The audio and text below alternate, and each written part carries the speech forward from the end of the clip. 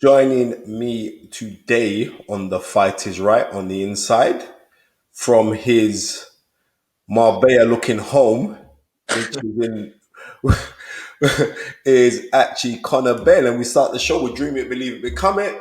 Coming up. Conor, what's happening, mate? Yeah, good, mate. Just there, just grafting away, working hard. There's been a lot going on. Yeah, You know what I mean?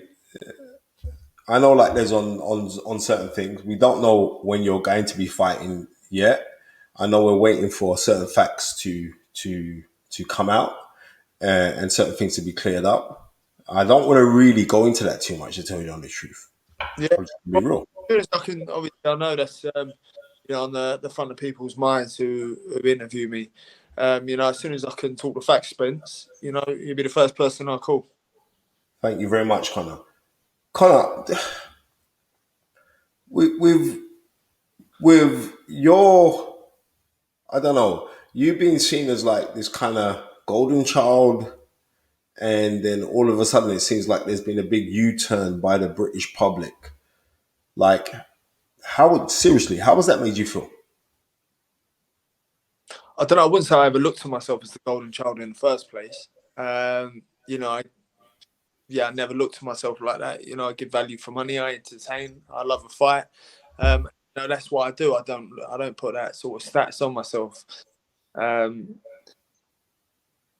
does it feel though to be going through what I'm going through is another story. Because it targets your character. It targets who you are. Listen, I'm not no saint. I've made mistakes. I'm human. I'm you. I'm everybody else who's listening to this. I've got the same problems. I battle the same demons or similar demons to people who listen to this. One thing I'm not is what people make me out to be. One thing I'm not is what people keep pushing, the narrative. And it's just like, you got to remember for like 3 months, I'm sitting there, couldn't say a word, didn't know what happened. It was a shock to my system. It was so bad. And I couldn't even give an answer. I couldn't even talk. I couldn't even say anything. So it was hard for me to see, but the real supporters know. I still get a lot of love, which is nice. But we just got to get back doing what I do. We recently saw little beef between you and Kell Brook. What was that all about, Conor?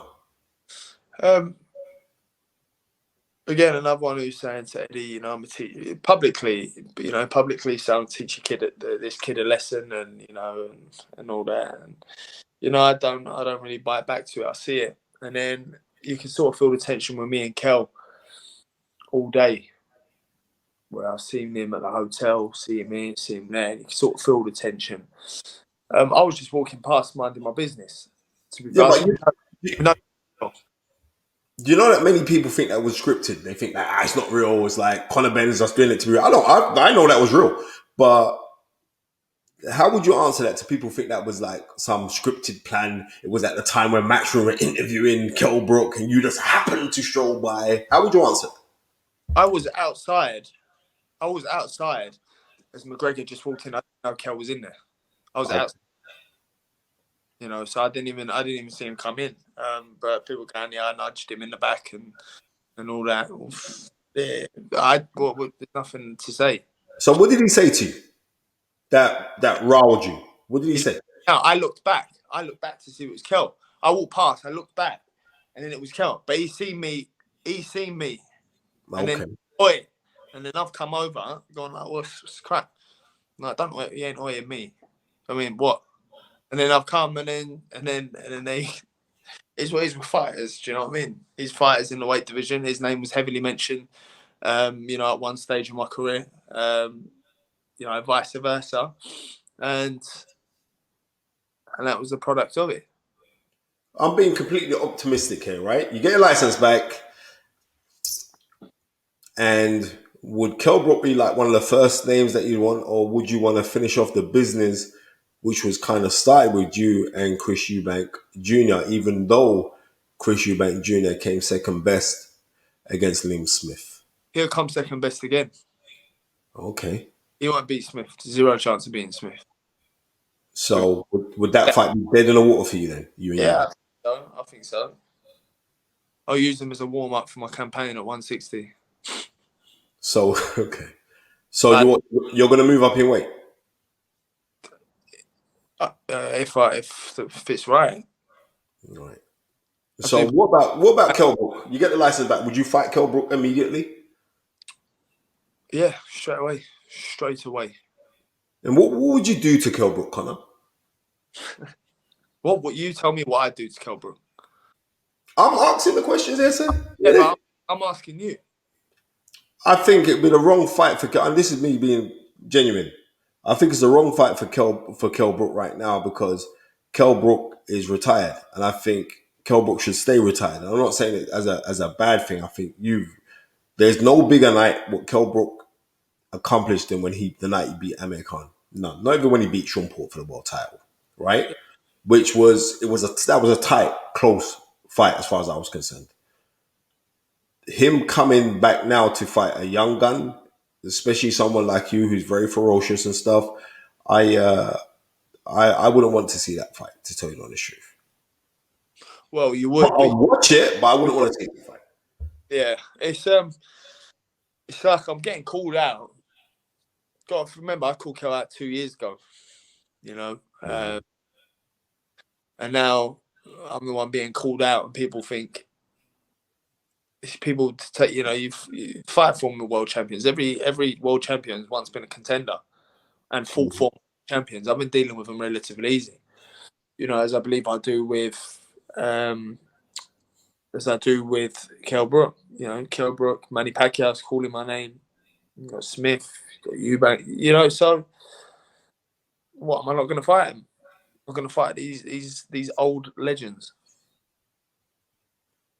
The Manny Pacquiao fight was muted for in Dubai. Yeah, It was Dubai or Saudi, one of the two. How close was that to being made, Connor? I don't really get involved in it. Okay.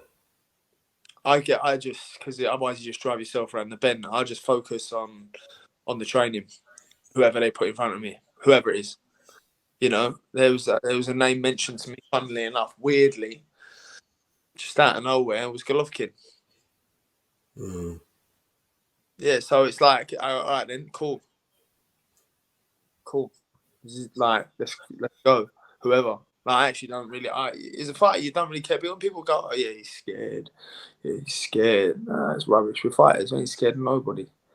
Reality, that's the reality. We ain't scared of nobody. I look at nobody and go, yeah, nah, I'm good, thanks. You know, I don't look at nobody and go that. I mean, I don't like southpaws. I'll happily fight them. Errol Spencer's waiting for you then. Yeah, I'll fight all day long. Yeah. All day, I'll fight Spencer tomorrow.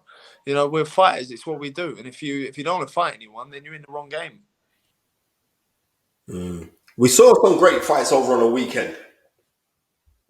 You were there for Chantel Cameron's incredible victory over Katie Taylor. What did you think of that fight, Connor? I thought it was a great fight. Yeah? I did think Cameron won. It was a great fight. You didn't think she won? No, I did think she won. Okay. Right. I did think she won. Right. And then we flipped the page to go over to Las Vegas, and in the undisputed lightweight champion, Devin Haney. I watched it back without commentary. Now, I don't know what people are going to say. I had Haney winning that easy. You know what? Thank you very much, Conor Benn, because me and Tony did the show yesterday and we said exactly the same thing, right? When you listen to the commentators, right? Yep. Sky had your former victory. Cuss. You can't listen to him. Yeah, Sky had Chris Algieri, right? Right, Chris Algieri is the biggest Conor Benn hater after you knocked him out, right? And no, I'm gonna be right. I'm keeping this. I have to keep it real, right? And the work that Devin Haney did, none of it was called. There was a time where I think it was round 5. They both threw right hands.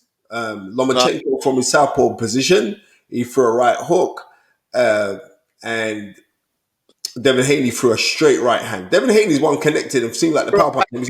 Backhand. He threw a backhand. Yeah. right hook. No, Yeah, a back and then a right hook. yeah. Yeah.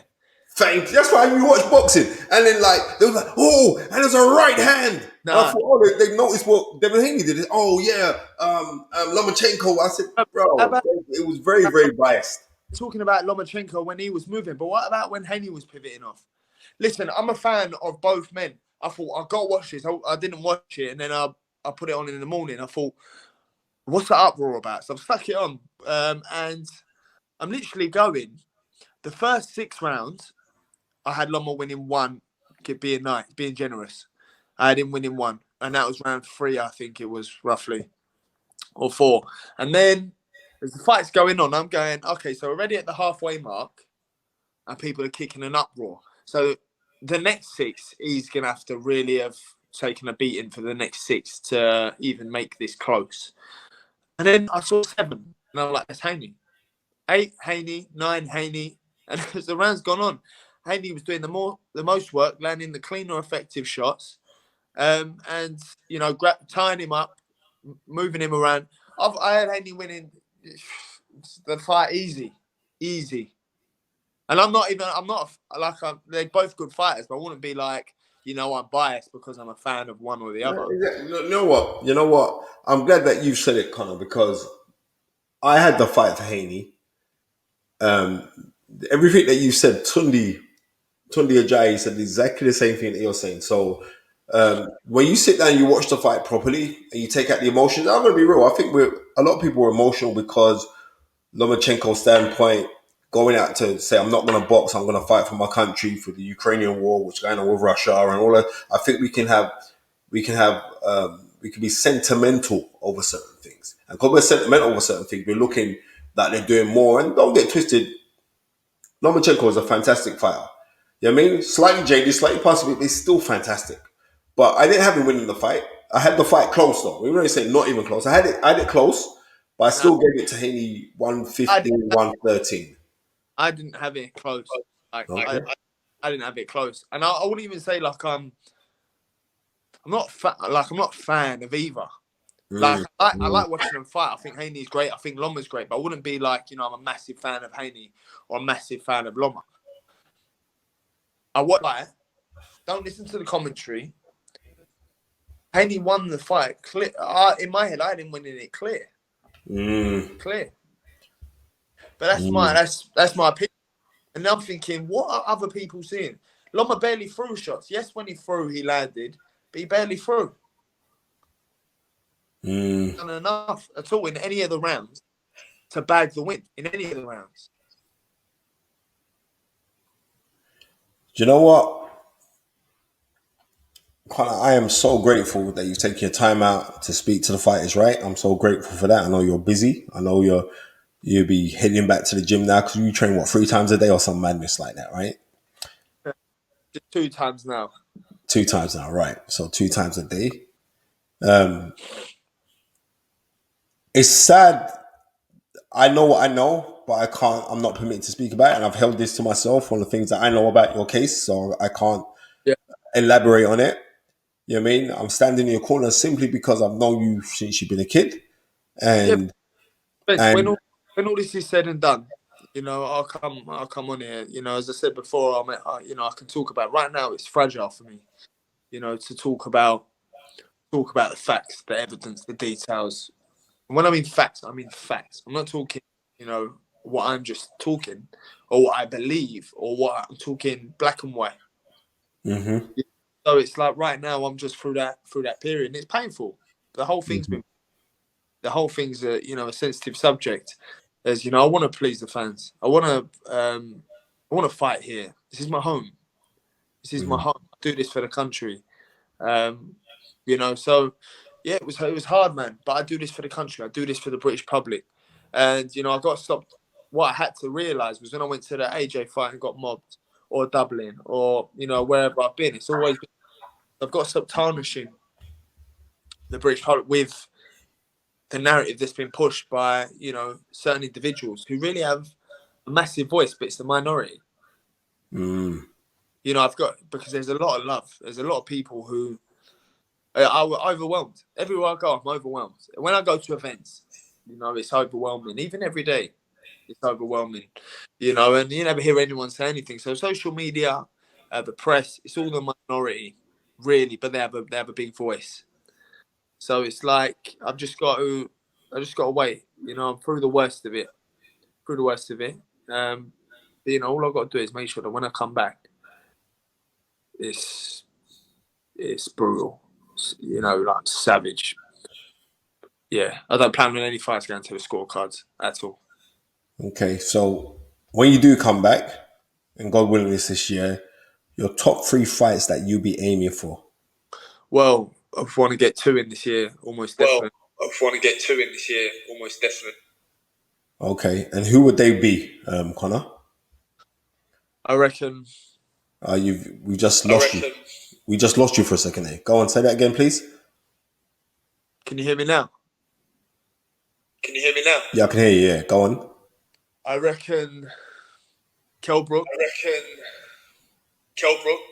Mm-hmm. Warm up. And then you know, Eubank.